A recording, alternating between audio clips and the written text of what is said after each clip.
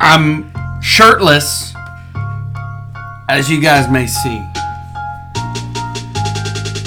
because I have nothing. I have nothing left. I might go to work tomorrow butt naked. I got nothing. Team let me down, so I'm letting y'all down by not being clothed. Stay tuned and you might see a ball sack on your camera screen. You'll have to zoom in really close to see anything else. Speaking of which, Eric, I think I left my tweezers at your house during the hurricane party. Hurricane. Well, that was 1 minute and 20 seconds of your life that you'll never get back. As is the last 22 weeks. Never get those weeks back. Spend them all trying to have fun. And look here. He may never watch this. Hopefully he does. But Jordan, in order for you to be considered cool moving forward, you better fucking man your team all season long, bitch. And you better do it right. It's fucking easy. This isn't rocket science. You got a 2B player that's injured. You put a new 2B player that's healthy in the spot until your other 2B player becomes healthy again. That's it. Because who the fuck knows what would have happened 20 weeks ago if your cracker ass would have been playing. Who knows where Mr. Aircroft will be sitting for the rest of this damn league. That's all I'm going to say. Anyways, glad to see you fucking showed up for the last 6 weeks and totally ruined all my plans. Fix this camera. Anyways, congratulations, you cocksucker. Having said that, let's recap week 22. Just so you know, Jordan has a contract out for his death. I'm not going to say who might have actually hired somebody to kill him, but he might be the host of this podcast. Thank you, Shane. Thank you, Shane, for your 110% complete effort to try to help me get into the playoffs. But fuck the home run hitting Ronald Acuna that just decided to hit a home run tonight. Couldn't hit one at all. Freddie Freeman gets on base. He couldn't fucking hit last week. Batters let me down. Teams let me down. Of the pitchers that I had, like, oh, you know what, Kyle Hendricks, we don't need you to pitch on Sunday. That could have been ERA, baby. Kyle Hendricks is up and down. I was hoping to be on the upswing. Drop that ERA, who knows? Who knows what happens? So I can't stand this freaking crap. But we got to keep plugging along. Got to keep plugging along. Get into that more later. But thank you, Shane. Thank you for your efforts. I appreciate it. I applaud you on your 9-0 victory, and thank you very much. It was bad management on my part. I got the last oops for the last 4 weeks of the season. I don't care about the rest of you guys, what y'all oopsed. You're in the playoffs. I left 2 home runs, 4 RBIs on the bench. Would have been huge. Huge. 13 home runs to 12 home runs plus OBP plus RBIs. It's a big deal. Game changer. Definitely would have been a morale booster for me. Ray had to keep me from walking into traffic a couple of times last week. Kept telling her I saw a penny in the road, but she wouldn't believe it. Let's talk about Top 3 batters for the past 7 days. Austin Meadows, 9 runs, 4 home runs, 8 RBIs, .593 on the OBP. Starlin Marte, 6 runs, 4 home runs, 14 ribbies. Really would have been nice, but I traded him back. .577 on the OBP. And Josh motherfucking Donaldson. Oh my gosh. May you burn in an everlasting hell. 7 runs, 3 home runs, 8 RBIs, a stolen base, batting .565. And then let's get over to that super duper awesome pitcher that I drafted at the beginning of the season and somehow bebopped around because he was sucking at the time. Jack Flaherty. 18 strikeouts, 2 wins, .00 on the ERA, and .50 on the WHIP. Garrett Cole, 29 strikeouts, 1.29 on the ERA, .43 on the WHIP. And James Paxton. Gotta love how well James was pitching all up until this week. 12 strikeouts, .00 on the ERA, and .29 on the WHIP. Boy, I tell you what, James Paxton couldn't buy a strikeout or a win before the week that I played him. And wouldn't you know it, look, be a lady tonight. And he just played James Paxton baseball, the one that obviously was drafted. So, the matches, the people, the teams, they're set. It's all done. The regular season, wave bye-bye to it.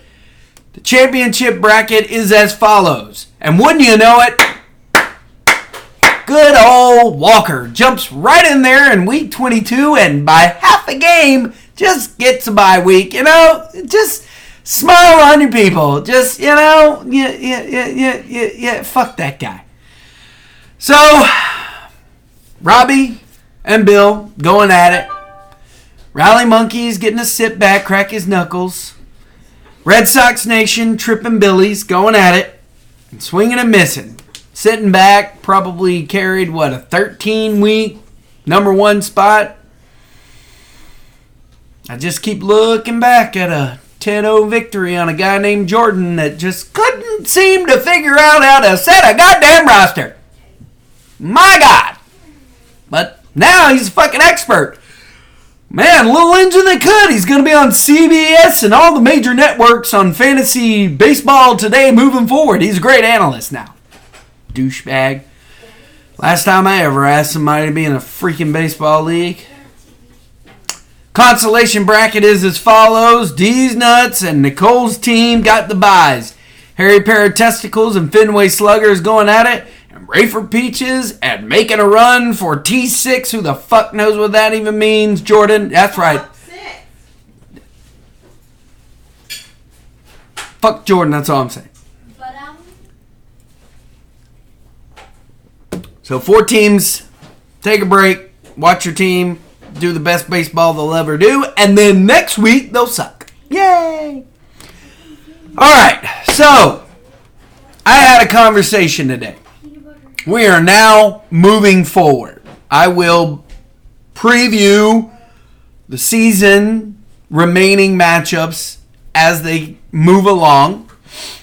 The games of the week are, obviously, it's a podcast, the championship teams. Yay! All Rise versus Captain Redbeard and Red Sox Nation versus Trippin' Billies.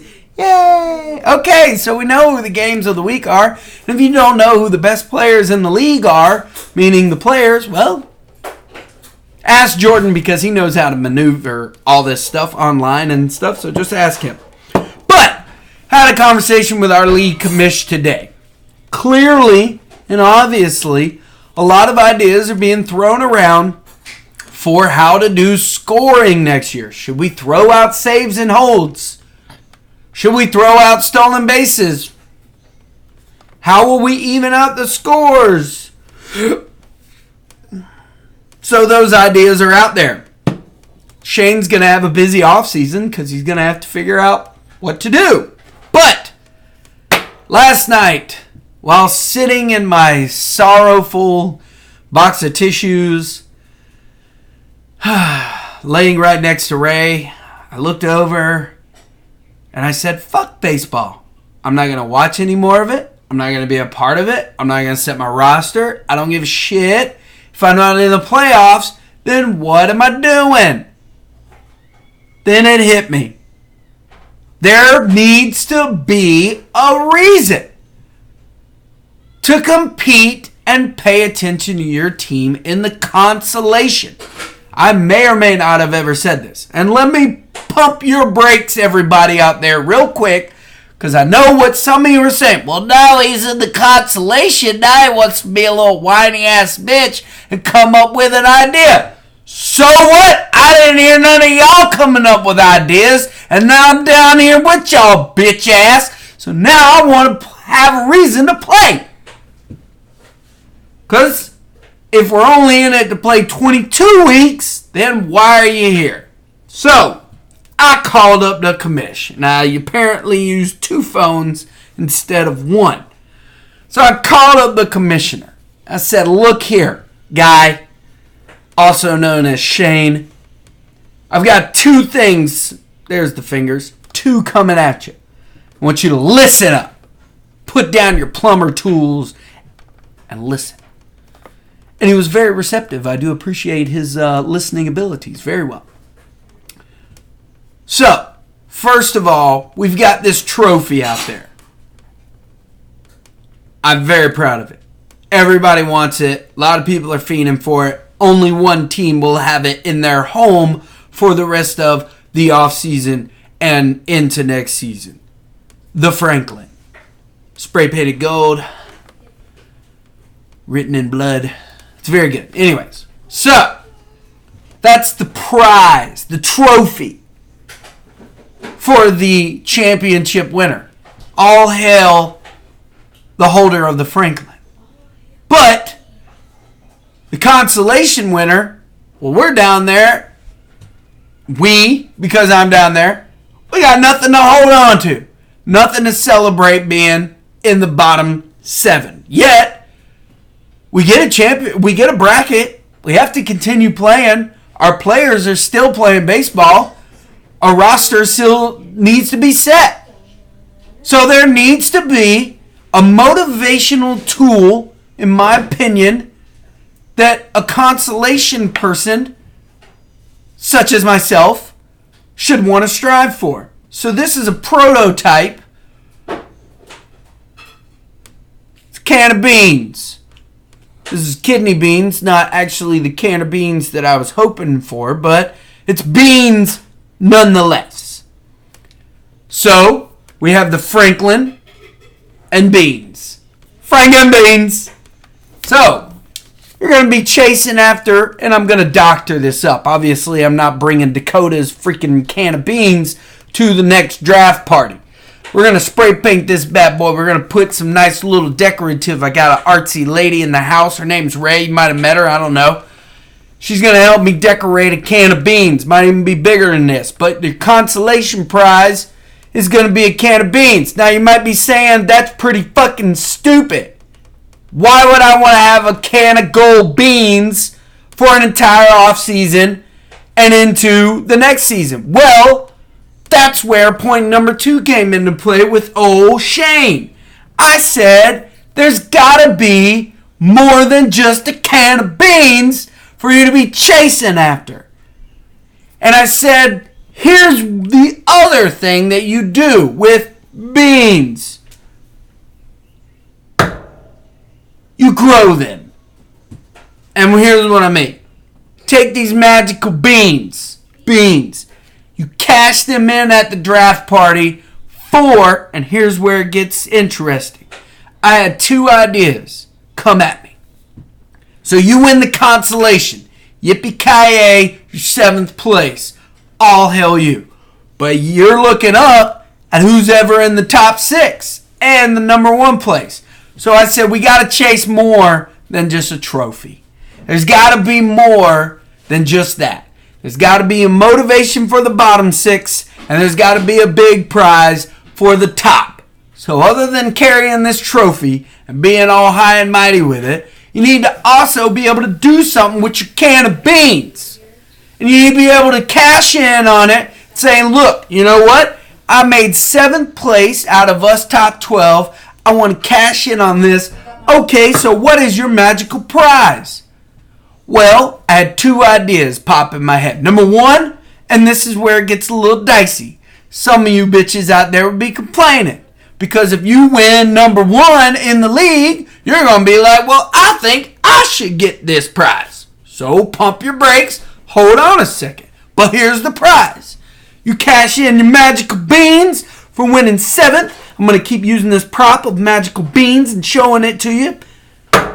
You cash it in the day of the draft, which obviously, if this is the rule, it's really whatever. But you give it, and you say, I'm cashing in.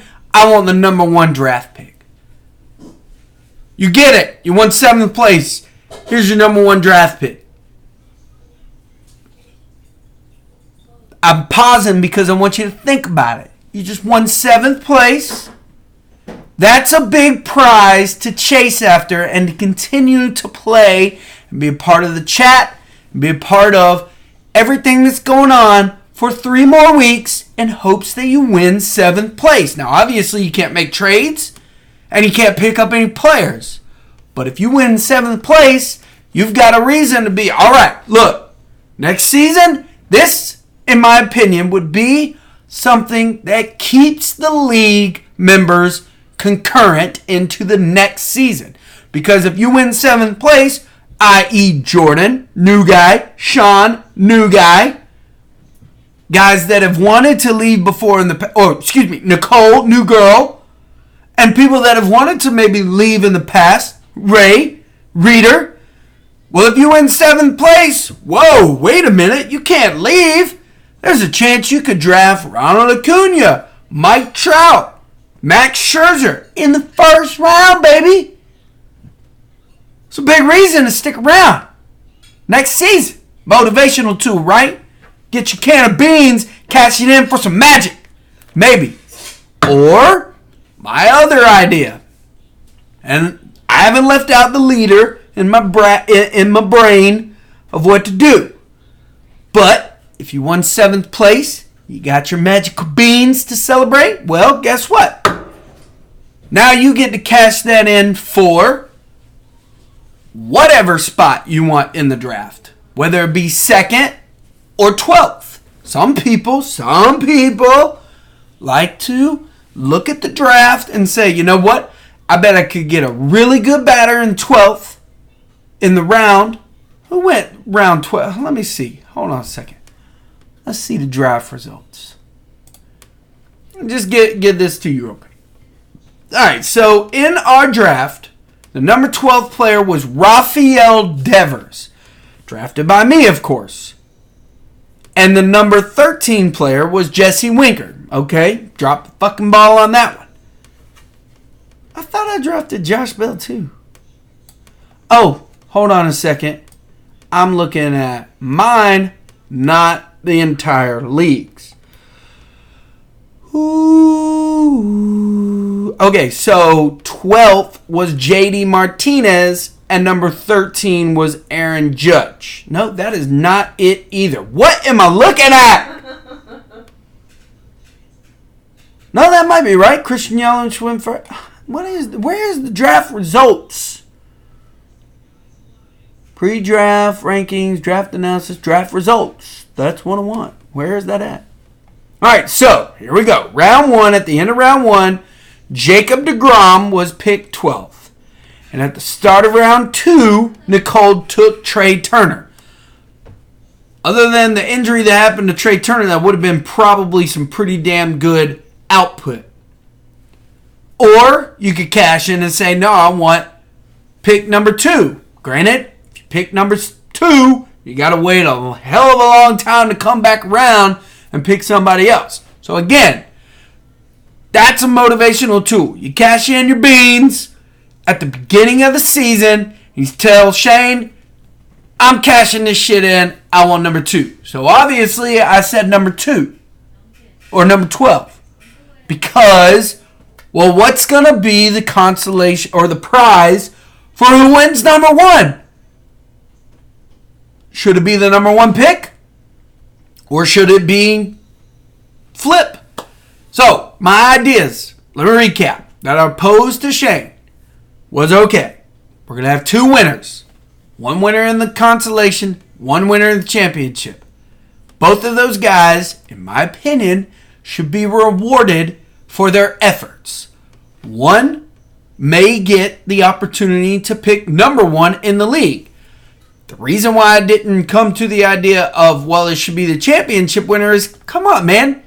They don't do that shit in pro football. Your ass goes to the back of the motherfucking draft every year. The Patriots are picking 32nd every year. Doesn't seem to be hurting their ass. I'm not saying you need to go definitely to the 12th, but okay.